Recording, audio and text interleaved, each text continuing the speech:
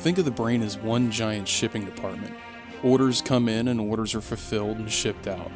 When an opponent in Sekiro winds up for the first frame in a sword swing animation, an order is generated and shipped to our brain through the eyes or through our ears. The order is a question usually. Help, this guy's attacking me with a sword. What do I do?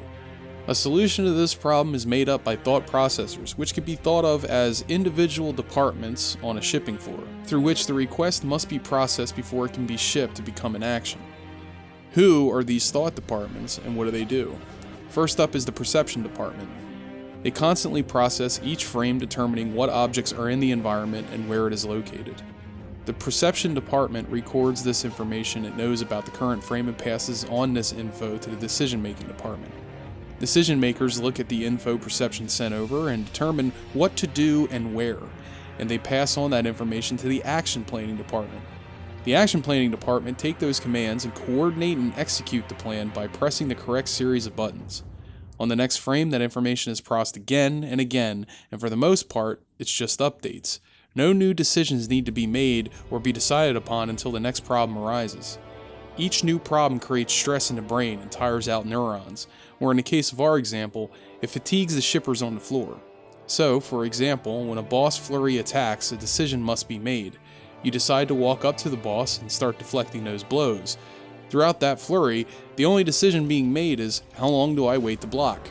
This is slightly less fatiguing than coming up with a new plan. But let's say that in the middle of this flurry, the boss does a perilous blow. Now the body has a new request. They're about to stab me, what do I do? These departments only get involved any time the enemy does something that the player has never seen before. So it is safe to assume that the player's neurons are most exhausted when the player encounters a new boss. Over the span of 60 seconds, several questions are queued up and waiting for an answer, and the brain attempts to keep up. But let's say that the neurons are tired and misread the order of an action, and instead of hitting dodge to Mikiri counter, they sent out the jump reaction instead. Now the shipping floor is on fire. What happened? The action planning department asks as the factory burns down around them, and suddenly, a flurry that should have been blocked easily kills the player. Before the shipping department can put out all the fires, the player is running from the idol to go for another round with the boss, and questions begin queuing up again. Some of the burden is then offloaded to an automation system like the basal ganglia, and pattern recognition and pattern memory is used to react, lessen the burden on the player. But that only happens if the player can memorize that fight the first time out, which is unlikely. Every time the player gets hit during the fight, alarms are going off in the brain, the player panics, and before they can commit everything to memory, they die. The game expects you to memorize the patterns of a character you have never fought before and to do all of that under pressure. Unless you decide to cheese the bosses, like countless guides have come out to show that nearly every boss can be tediously killed by exploiting one flaw in each fight. But doing this is tedious. The player cannot have a good time doing this, and it brings out the question of what determines whether a game is too hard. Well, that depends on whether you think authorial intent should apply to video games and what you think the purpose of a game is. First, let's start with purpose. What is the purpose of Sekiro? Let's find out what Miyazaki has to say about this. Miyazaki said in an interview with GameSpot that, well, there were of course several moments where I had to stop things and take a step back and consider the difficulty. But it's not necessarily that I say, oh, this is too difficult, but instead the term I usually use is unreasonable. That's the term I tend to use when I have these conversations with the development team. Miyazaki wants difficulty to be a part of his games, but he seems very concerned about the difficulty being unreasonable. That got me thinking, is Sekiro unreasonable? While playing Sekiro and dying time and time again to bosses that I swore I blocked, and struggling with a camera that would break at the absolute worst times, I decided to do some digging into frame rates, reaction times, and the various types of input lag to see if I could find out why my shipping floor was constantly on fire. Your average human can react to auditory cues within 140 milliseconds to 160 milliseconds on average. For visual stimuli, the average human reacts within 180 milliseconds to 200 milliseconds. This does not mean the time it takes to press a button, but instead the time it takes for the body to even start reacting. It is the time it takes for the signals to travel through the body to create movement. Research shows that the average person loses about 15% of their cognitive speed for every 15 years after the age of 24 when your reaction speed plateaus. So, for example, By the age of 39, the average reaction speed would slow down to 230 milliseconds. As previously stated, this is not taking into account the speed in which action happens after the reaction is triggered, like, for example, how long it takes a finger to press down on a button. What are some of the external factors that determine how quickly our inputs are registered as an input? Let's do some math to get some answers. 60 FPS is the maximum frame rate that Sekiro can get on a PC without modifications. That means that an average of 16.6 milliseconds of time will pass before each frame is refreshed. Between each frame, the computer must process actions that are queued up and refresh the images shown on the screen, much like our factory floor. With each frame comes new instructions, and sometimes those instructions take time to get from one system to the next before being executed. Physics sets a hard limit on how quickly some of those things can ever possibly happen. This is typically what is called input lag. I'm using the Xbox One controller for my tests, and it has 6.9 milliseconds of input lag when plugged in through USB. There also seems to be input lag in the game as well. It is difficult to determine the input lag for Sekiro without mass collections of data, but we could take a number from other games that have their input lag rigorously tested. If we are to go on the assumption that Sekiro is as responsive as the most responsive fighting game tested on the market, we would have to add another 4.2 frames, the input lag of Guilty Gear, which translates roughly to 69 milliseconds of input lag that is native to the game. These problems seem to get worse once you get on console. On PS4, the lag has increased to 75.8 milliseconds, which is roughly 4.5 frames. I ran a test on my computer and I saw what amounted to 6 frames of input lag with Sekiro. I tested with the swing,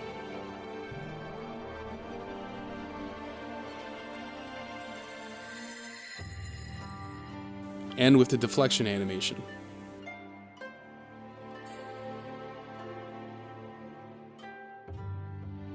Both had around 6 frames of input lag. Televisions add input lag as well.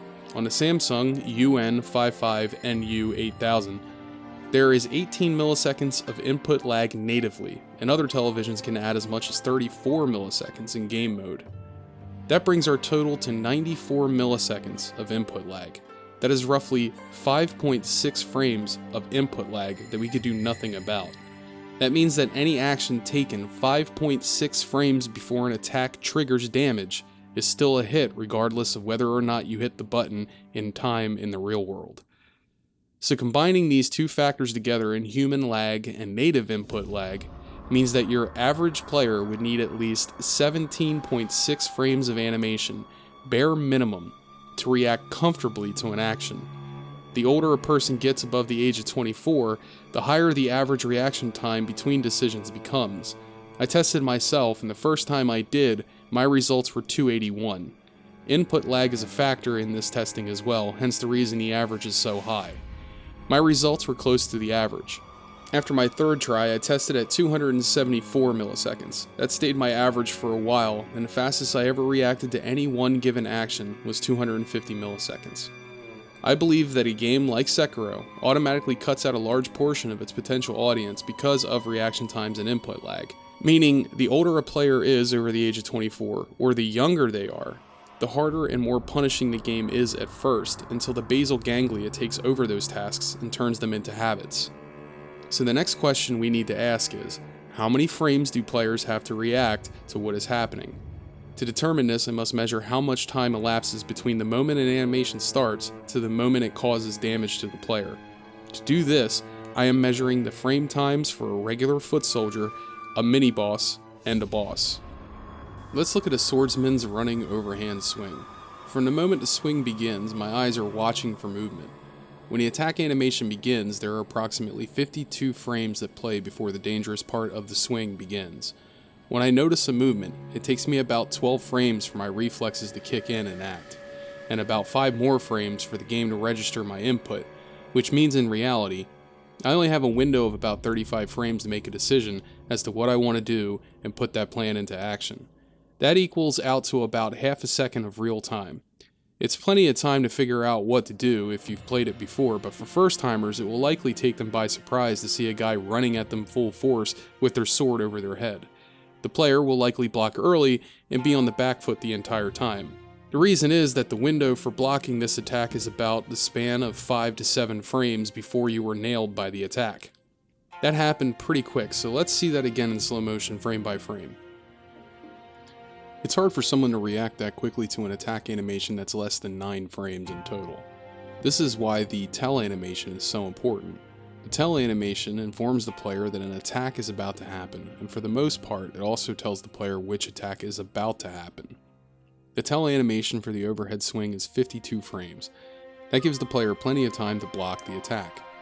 Blocking the attack is key, because it is difficult the first time around to perfect deflect the attack without memorizing the timing of the swing. Blocking allows you to figure out the attack patterns at the risk of having your posture broken. The next attack I want to look at is the hilt push. The TELE on this attack is about 20 frames, but the movement is so subtle that you might not recognize it as an attack until it's too late. The hit usually lands within 10 frames and knocks the player back, adding a little posture damage, but no vitality damage. The designers did this because they knew the TELE was too short, and that most people wouldn't react in time to something that subtle. So they decided not to penalize you in that way. Instead, the move is used to set up the following 2-hit combo. The moveset for the regular foot soldier is set up superbly as a training mechanism, and plenty of warning is given to alert the player that they're in danger. These trash mobs seem to be very reasonable in my opinion. I want to use the first mini-boss you meet as an example of what a mini-boss should be and how it helps you in your fight against their first real challenge. The mini-boss I am using is that name. You read it aloud so I don't have to. This boss acts like a gate. It teaches you 2 very valuable skills and concepts: jumping over perilous attacks, the fact that they can't be blocked, and how to control someone while they're in the air, like when the general jumps to attack. You're supposed to learn at this stage that you are able to dodge to their back on attacks like this and score free hits. This part of it becomes painfully clear when you play this boss on New Game Plus without Kuro's charm. The chip damage stacks insanely, and if you aren't perfect deflecting and jumping to perilous attacks, you'll die. And if you don't get out of the way of those jumping attacks, your posture goes up way too fast. The second lesson it teaches is that this game wants you to be right in the boss's face. The way it does this is through the posture heal ability he has. If you aren't fast enough or you're too far away, he'll heal before you can stop him. You don't have to do all that. In fact, the boss is perfectly doable in a new game with just really good timing on your dodges, but after this boss, it gets significantly harder to keep doing that, and later on, downright impossible. The first attack I want to talk about is the charging feint. This feint is designed to scare the player into backing up so that they will be vulnerable to the next attack coming, which is the overhead slash. The TELE in this animation is 25 frames, just 10 less than the previous enemy. Those 10 frames are more than made up for in the long 25 frame attack animation.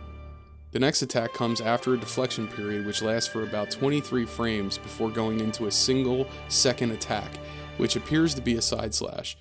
The TELE for this attack is 22 frames, but just before you think the enemy is about to attack, he feints the player with a step in on his left leg, which lasts about 8 frames. The feint in this case worked because it got me to bring my sword up early to block. The final attack portion of the animation lasts a mere 5 frames before impact. Both of these attacks give the player plenty of time to gather their senses and ready up for the next deflection. The real problem comes when the brain must come up with a new plan. With the mini-boss, we see an emphasis on jumping over perilous slashing attacks.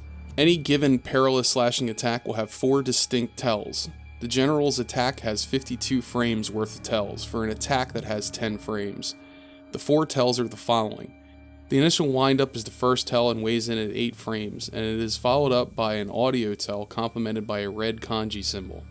The third TELE is a glinting on the end of the general's blade. This lasts about 26 frames after the kanji symbol, and is designed to give the player enough time to move their thumb to the jump button and onto the fourth TELE. The blade glint fades, and that is there to tell the player it is time to jump. If the player does jump, they will sail over or away from the general and land safely. The perilous attacks are telegraphed in this way with extra TELEs, because what they are asking the shipping floor to do is to stop shipping deflections and ship just one jump command, and it takes the brain some time to adjust. Once the adjustment is made, the task is sent off to the basal ganglia. It takes a while to learn, however, because I think there is a resistance in a lot of players towards learning too many mechanics. This is a topic I will go into more depth in later in another video.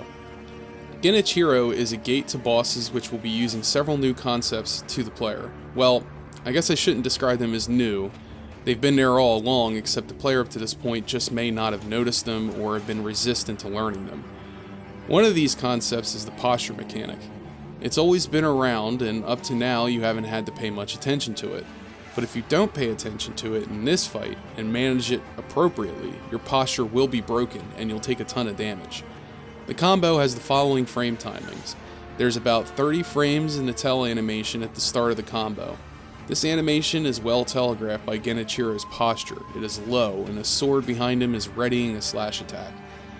The attack animation is about 10 frames, far more than is needed to block the initial attack, and that brings up something I've noticed. The first attack in a combo seems to be the best telegraphed and has the longest time to hit, because after this the timing becomes much smaller.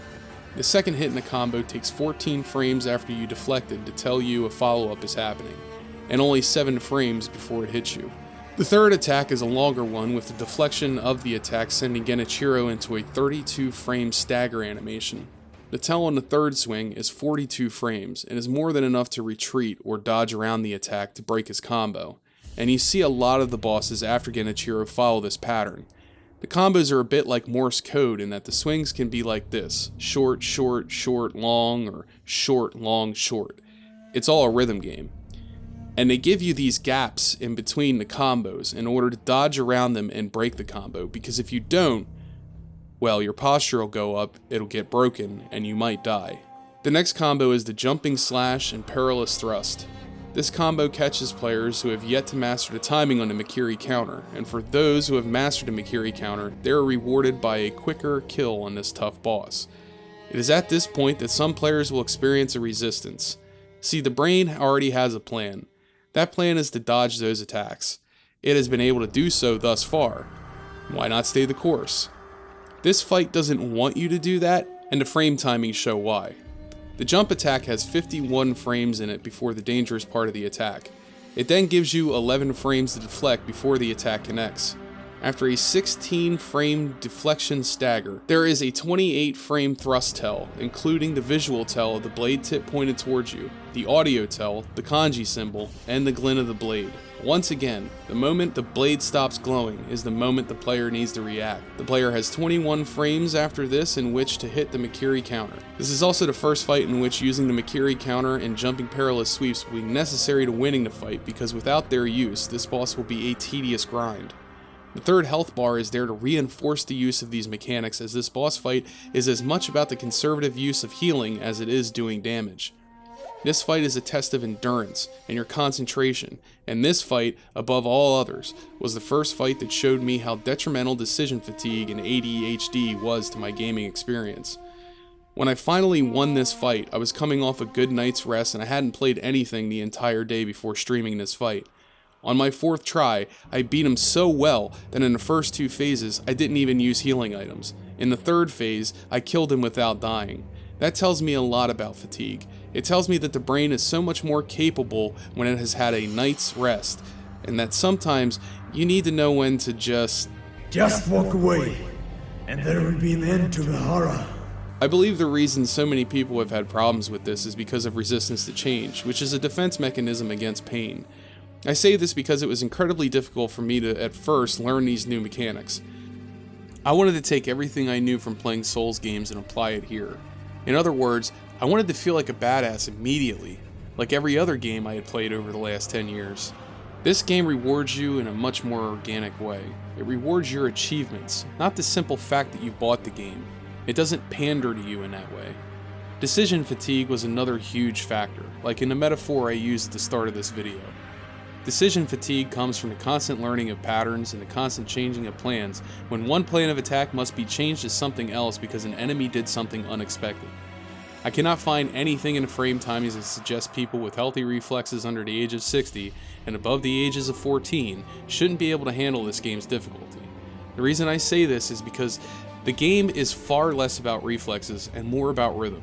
In mastering the short, long patterns of combos, much like a game like Guitar Hero, You will be able to pull off perfect deflections and run through mini bosses and bosses alike like a hot knife through butter. I think the real problem is that we don't see enough challenging games like this anymore.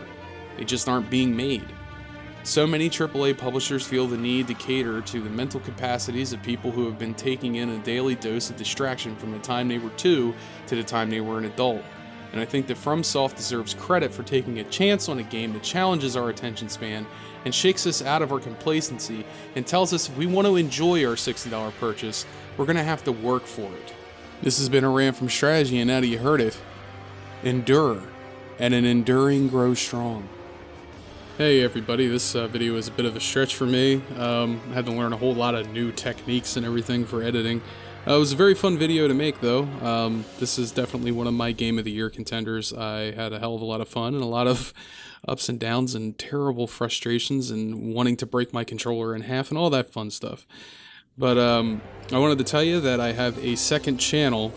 So if you're interested in things like podcasts, the On Writing series, and any of the more serious documentaries that I've done in the past, those will now be loaded to that site, as well as my streaming sessions. I will be uploading there when I play new games for review. Also, don't forget about my Twitch. And if you are so inclined, please go over and follow me on Twitter. It's the only way reliably I've been able to get my videos out to people and alert them to the new things that I'm doing, and you know, and also go to the Discord. It's a great place to just like get in touch with people who follow the channel, and I have a lot of fun there, and I think pretty much everybody does. So give it a try. Other than that, thanks for coming by and watching the video, and until next time, peace.